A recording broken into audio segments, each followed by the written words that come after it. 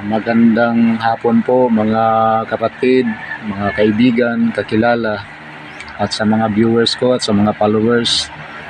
Maraming salamat po sa inyong pagsuporta sa akin, sa lagi niyong pagtangkilik sa mga videos ko. Naway huwag kayong magsawa, patuloy niyong suportahan ang aking mga video. Sumamba po kami kaninang alas 10 po. Napakabiyaya po ng aming pagsamba. Ang paksa po ng aming leksyon kanina ay ukol po sa kaibahan ng ating Panginoong Hesukristo sa ating Panginoong Diyos. Karamihan kasi sa mga naniniwala at nagpakilalang mga Kristiyano ay nagsasabi sila na ang ating Panginoong Hesukristo daw ay tunay na Diyos. Siya yung nagkatawang tao at naging Diyos. Kaiba yun naman yun sa pananampalataya ng Iglesia ni Cristo na nakabase lamang sa Biblia po. Sinasampalataya na namin na ang aming Panginoong Hesukristo ay hindi ang tunay na Diyos, kundi siya po ay pinadala ng ating Panginoong Diyos para maipakilala po kung sino talaga ang tunay na Diyos.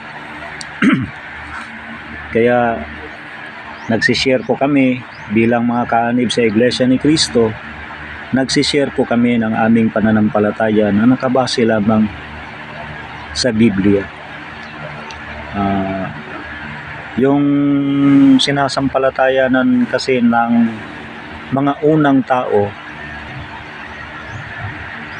mga patriarka, mga katulad nila Haring David, Propeta Malakias, ng mga apostol at ng ating Panginoong Hesukristo, talagang iisa ang kanilang itinuturo at isa ang kanilang pananampalataya. Si Propeta David kasi, si Haring David kasi nagtuturo na mayroon tayong iisang Diyos. Yun po ay ang Ama na makapangyarihan sa lahat at siya ang naggumawa sa lahat ng bagay dito sa mundo. Kaya yun din ang sinasampalatayanan ng Iglesia ni Cristo na nairehistro ni kapatid na Felix Manalo dito sa Pilipinas. Katulad din ng pagtuturo ni Propeta Malakias sa Malakias 2:10. Nagtuturo siya doon na katulad din sa tinuro ni Haring David. Di ba't may isa lamang tayong Diyos, ang Ama na makapangyarihan sa lahat, na siyang gumawa sa lahat ng bagay dito sa mundo. Ayun din.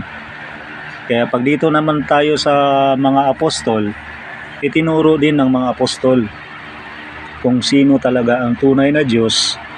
Sa unang Korinto 8:6, itinuro doon ng mga apostol na mayroon tayong isang Diyos, ang Ama na makapangyarihan sa lahat, na siyang gumawa ng lahat ng bagay dito sa mundo. Ang ating Panginoong Hesukristo, karamihan kasi nagtuturo na si Kristo ang tunay na Diyos. Nagturo si Kristo ng ating Panginoong Hesukristo na sa Juan 17:3, ito ang sinabi ng ating Panginoong Hesukristo. At ito ang buhay na walang hanggan, naway makilala nila na iisang tunay na Diyos at si Kristo na sinugo niya. Kaya pala, may tinuturo ang ating Panginoong Hesukristo na tunay na Diyos.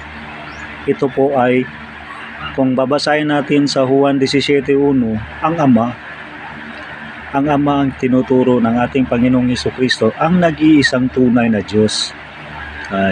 Ito din po ang itinuro sa amin ng aming pinakasugo sa huling araw, na iisa lang ang tunay na Diyos, ang Ama.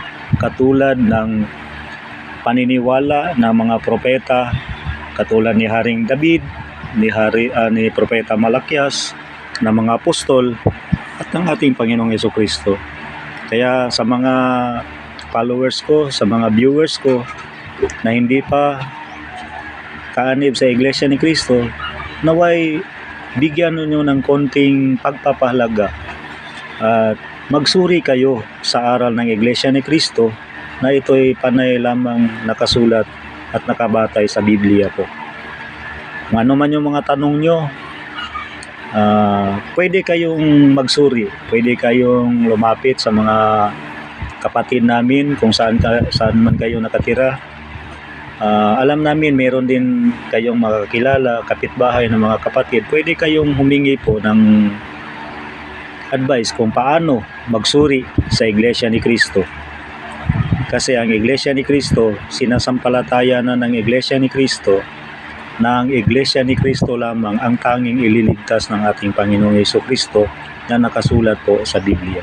Maraming salamat po sa inyo. Naway, suportahan nyo lagi ang aking mga videos at pakishare po at pakipalo po sa mga hindi pa nagpapalo sa akin. Maraming salamat po sa inyo.